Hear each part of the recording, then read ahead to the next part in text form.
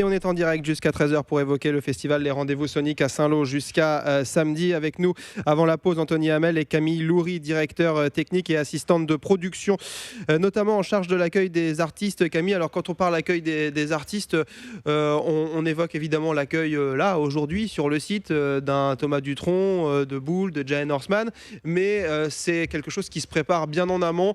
Ça prend combien de temps pour préparer cet accueil de chacun des artistes ? Je dirais plusieurs mois là, depuis le mois de septembre en fait, je prépare déjà, même depuis le mois d'août, je prépare l'arrivée des artistes. On réceptionne tous les documents nécessaires, les fiches techniques et je dois éplucher notamment tous les... Quand je dis éplucher, je dois chercher dans toutes les fiches techniques les demandes des artistes pour les loges, préparer tout ça, en faire la liste, faire les commandes, réceptionner. Et pour que tout soit prêt à leur arrivée. Parce qu'évidemment, on ne dit pas non. Hein. On dit toujours oui. C'est le message. De préférence. Anthony, dernière chose. Quel concert a été le plus dur techniquement à préparer sur cette édition 2016 ? Pour le moment, je dirais Jane Horseman. Non, je plaisante. Non. Sincèrement, il n'y a pas eu de concert... de groupe avec lequel j'ai mis beaucoup de temps à préparer. Faut comprendre qu'on organise des concerts comme depuis très très longtemps. Moi, ça fait 15 ans que je suis Richard de la salle de Normandie et finalement les Richard des groupes, que ce soit Zazie, Trio, Étienne de Crécy, c'est des gens en fait avec qui je travaille depuis longtemps. C'est-à-dire qu'on a déjà accueilli à travers d'autres groupes. Voilà, Jello par exemple, il est venu, c'est le régisseur de Zazie, il est déjà venu avec Étienne Dao il y a moins de 2 ans. Donc ça facilite le travail. Ça facilite le travail, c'est-à-dire qu'ils nous font confiance, ils savent comment on accueille les équipes. On prévoit toujours les équipements techniques qui seront au top et puis on fait un super accueil et on est des gens très très très très très charmants. Eh ben on va rester là-dessus, tiens, c'est parfait. Merci à tous les deux d'être venus nous voir. Merci. Un nouvel invité sur ce plateau, Olivier Le Souef des ateliers Art Plume, régisseur général de ce site que sont les ateliers. Bonjour Olivier Le Souef. Bonjour. Comment ça se fait que des concerts de musique, qu'un festival comme les Rendez-vous Soniques arrive aux ateliers Art Plume ? C'est parti dès le début des Rendez-vous Soniques. Déjà, notre salle est faite pour faire des concerts. On en programme nous-mêmes tout au long de l'année. Et c'est vrai que quand les Rendez-vous Soniques ont été lancés en 2005, c'est tout naturellement qu'on s'est mis à travailler ensemble pour proposer aussi une salle. On a une petite salle de 400 places. Donc, pour proposer une alternative en termes de programmation, un espace un peu plus confiné, cosy, où là, il y a une proximité entre le public et les artistes, et où on peut aussi faire des tentatives, enfin expérimenter des nouvelles choses en termes de musique aussi. C'est une ambiance vraiment particulière, hein. On n'est pas du tout dans l'ambiance Normandie ou salle Beaufils. Non, c'est vraiment une petite salle où le public touche presque les artistes. Donc c'est cette proximité-là qui est intéressante pour les groupes. Donc voilà, c'est l'occasion pour des jeunes groupes notamment de faire leurs premières armes et d'être sur la programmation d'un festival comme les Rendez-vous Soniques. Il y a eu des bons moments sur le festival dans le passé avec Art Plume. Il y a vraiment eu des moments limite magiques. Je me rappelle d'une année où en fait, Art Plume était le lieu où les artistes venaient buffer après leur concert. Donc on a eu par exemple Rachita et Rose qui ont buffé ensemble avec Rachita, qui l'appelait d'ailleurs Pauline Croze parce qu'il se trompait. Ouais. Et donc c'était des moments artistiquement aussi intéressants. Il y a eu vraiment plein de... Mélino des Négresses Vertes qui était venu sur la première édition. Ça fait partie des bons souvenirs. Art Plume, c'est aussi Saint-Love. C'est aussi ce rendez-vous hyper important du festival. Le rendez-vous incontournable qui est estampillé partout, Saint-Love, qu'on est très content d'accueillir. Et qui est vraiment, pour les groupes de Saint-Lô, là, c'est la deuxième année que cette expérience est menée. Donc ça montre aussi l'énergie musicale de Saint-Lô, parce qu'il y a des groupes quand même qui sont programmés. Donc là, il y a 5 groupes saint-lois qui vont être programmés samedi. Et donc voilà, c'est vraiment... ils se retrouvent sur un programme à côté de Zazie, Jane. Donc pour eux, c'est vraiment un premier pas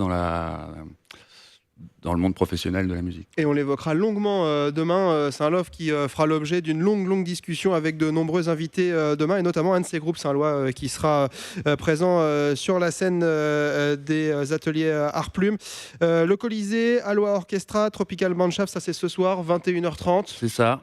Donc pour une soirée, c'est demain soir, jeudi soir. C'est demain soir. Ouais. C'est demain soir, mais oui, je me crois jeudi, moi. Eh oui. Je suis déjà Heureusement, parce à qu'on n'est jeudi. pas encore tout à fait prêt. Si on était déjà arrivé à jeudi, ça veut dire que Boule ne serait pas avec nous aujourd'hui, parce que Boule, il joue ce soir. Bonjour. Bonjour, oui, effectivement, ça voudra dire que j'ai joué hier. Que j'ai joué hier. Donc je pourrais vous dire comment ça s'est passé. Alors dites-nous, racontez-moi. Pour l'instant, moi je pense que c'était formidable, un public très accueillant, qui a été conquis par la première partie donc, que j'ai assurée hier. Et formidable, je suis content parce que je vais pouvoir revenir bientôt peut-être en tête d'affiche. Qu'est-ce que ça vous a fait d'être la première partie de Thomas Dutronc? Et bien écoutez, une formidable rencontre. Je pense que Thomas Dutronc est quelqu'un de très sympathique, fort accueillant. On a bu un coup dans sa loge après le concert.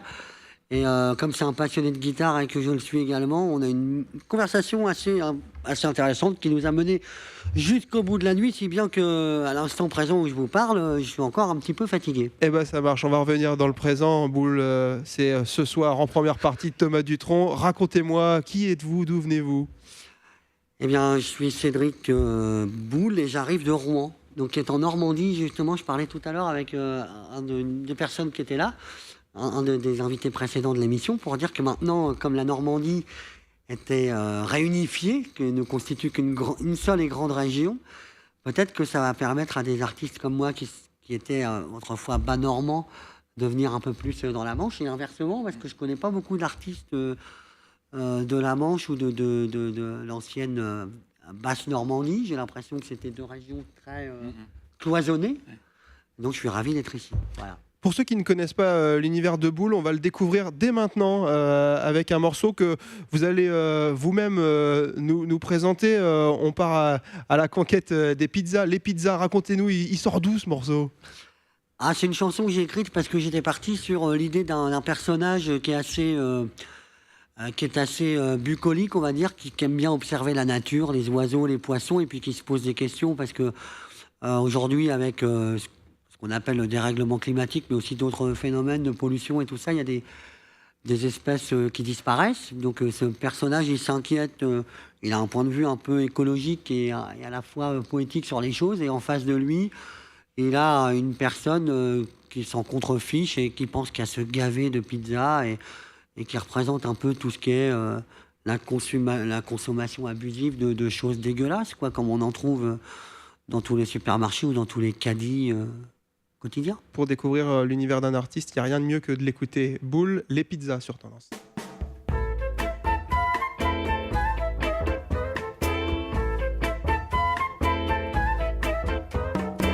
Ce sont peut-être les dernières mésanges bleus ou charbonnières, anichées dans le cerisier.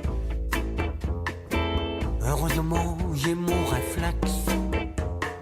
Et comme j'ai de bons réflexes, je peux les immortaliser. Tu me dis de ton air joufflu, les oiseaux c'est du superflu. Inutile de focaliser.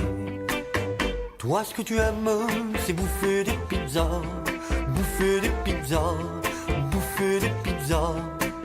Ce que tu aimes c'est bouffer des pizzas en tripotant ton iPhone à la con.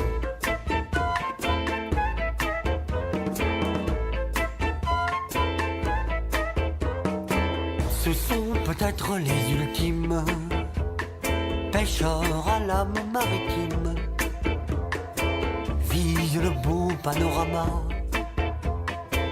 Heureusement j'ai mon réflexe, et comme j'ai de bons réflexes, je projette un diaporama. Tu me dis de ton air joufflu, les poissons c'est du superflu. Peu importe Fukushima, toi ce que tu aimes c'est bouffer des pizzas, bouffer des pizzas, bouffer des pizzas. Ce que tu aimes c'est bouffer des pizzas en tripotant ton iPhone à la con.